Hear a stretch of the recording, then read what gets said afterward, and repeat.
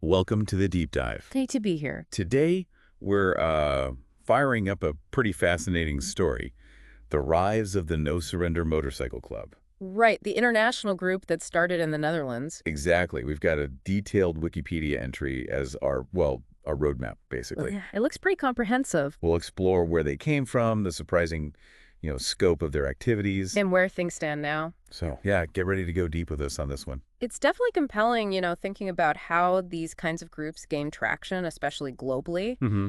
And this source, the Wikipedia entry, it seems like a good lens to look at that whole phenomenon. Okay, so let's kick things off. Where did it all begin? Well, the source says 2013 in Zundert, which is in the Netherlands. And founded by a guy named Klaas Otto. Yeah, Klaas Otto. And interestingly, he'd previously been part of another club, Satudara. Right. So he broke away. You have to wonder why, like what prompts that kind of split? Exactly. Could be anything, couldn't it? A difference in vision, maybe a power struggle. Or wanting to build something, I guess, totally distinct. That's often how it goes. But what really jumps out from the source, is the speed. The speed of their growth. Yeah, incredible speed. By 2014, just a year later, they reportedly had over 600 members. Wow. And then fast forward to 2022, and that number's apparently over 1,600 worldwide. Okay, hold on. 600 in a year, then over 1,600 in less than a decade. Uh-huh. That's not just luck, is it?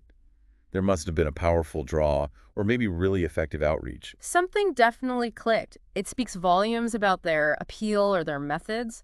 What do you think was fueling that?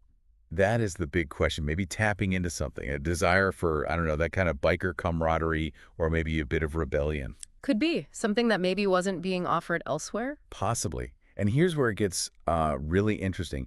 It wasn't just contained to the Netherlands. No, far from it. The source lists this astonishing number of countries: Australia, Belgium, Canada, France, Germany, Italy. It keeps going. Lebanon, Morocco.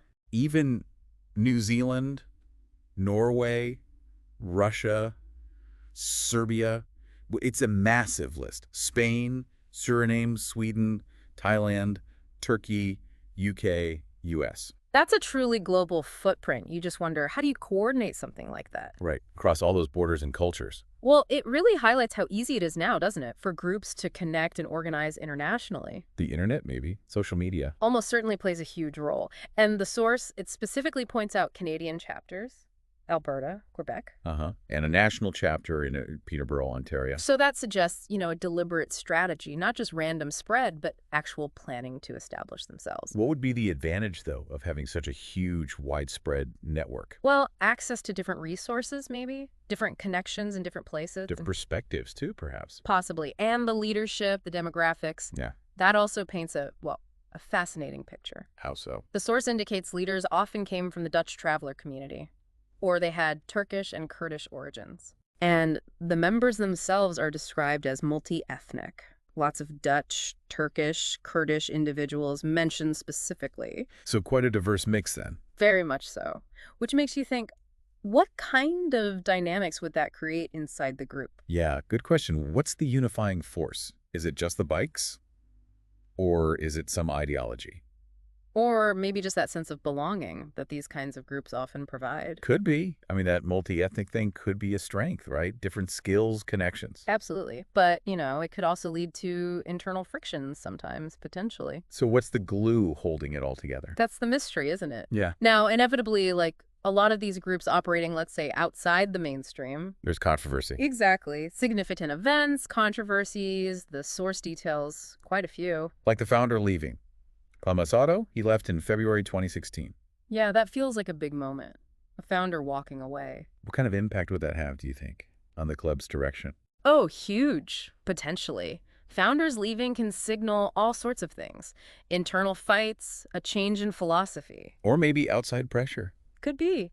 You have to wonder if his departure shifted things, the club's activities or its whole vibe. Then there's that really unusual episode in 2014. Ah, yes.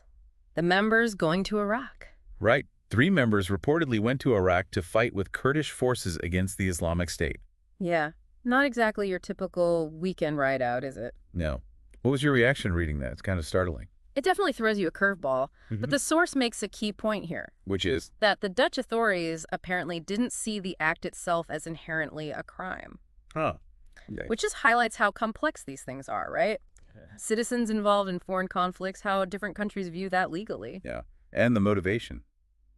What drives someone to do that? Deep conviction, adventure, solidarity. Hard to say. And tragically, the story doesn't end well there. Huh. One of those volunteers, Nomad Ron. Yes. He reportedly died in June 2015. But in a traffic accident, the source says. Still, that kind of loss within a group like that must have hit hard. Oh, absolutely. Loss in a close-knit group like that, it can be profound. Strengthens bonds for some, maybe. Makes others rethink things. Possibly. It's a stark reminder of the real stakes involved. Then, shifting gears a bit more towards legal troubles, January 2017. Yeah.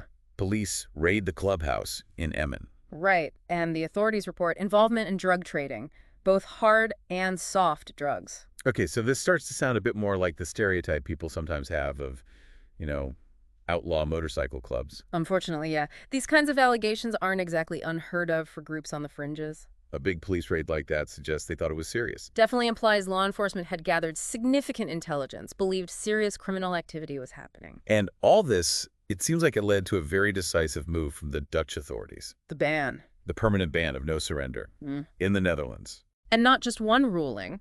The source says the Supreme Court kept reaffirming it. 2019, 2020. And then finally, April 2022. Locked in. That's a pretty strong statement, isn't it, from the Dutch legal system? What does it tell you when a country takes that kind of firm stance? Well, the repeated confirmations, especially by the highest court, really underscore how serious the threat was perceived to be. A permanent ban is, it's an extreme measure. It suggests the authorities felt the club's activities were fundamentally undermining law and public safety. Makes you wonder what the line is. When does a group cross that line for a government? Exactly. And then one last event mentioned, an explosion, July 2022. At the home of someone named Gracia K. and the connection, she'd recently started dating the former leader, Klaus Otto. That sounds potentially volatile. Lingering issues, maybe? Seems possible. The source doesn't explicitly link the explosion to no surrender, but... But the timing and the connection to Otto inevitably raise questions, right? About ongoing conflicts or maybe rivalries. Yeah. It shows how complex things can stay, even after an official ban. Definitely. Slightly different note, though. It's interesting the Wikipedia entry mentions an official website. Yeah. And that you can even find archived versions. It seems a bit weird, doesn't it? A group often seen as outside the law having a public website. It is a bit paradoxical. But that digital footprint, even archived, it's a fascinating glimpse, isn't it? How so? Into how they wanted to be seen. Their public face, recruitment stuff maybe, stated goals, the image they projected. Right. Even groups on the fringes know about managing perception. They understand the power of narrative. So, okay, let's try and piece this all together. We've got a motorcycle club, starts in the Netherlands. Experiences this absolutely explosive growth. Establishes this surprisingly huge international network, really diverse membership. It's caught up in some really significant, often controversial events. Right.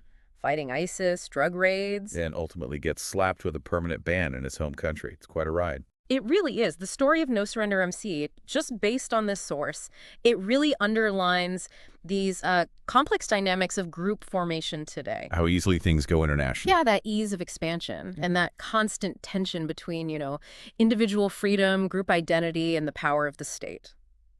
So thinking about that incredible global reach, all those varied activities we talked about, it really makes you wonder, doesn't it? What does the whole saga of No Surrender MC actually tell us about how group identity works now and about these international movements in the 21st century? That's the big takeaway question, I think. Definitely a lot to unpack there. Indeed. Well, thanks for taking this deep dive with us today. My pleasure. Fascinating stuff.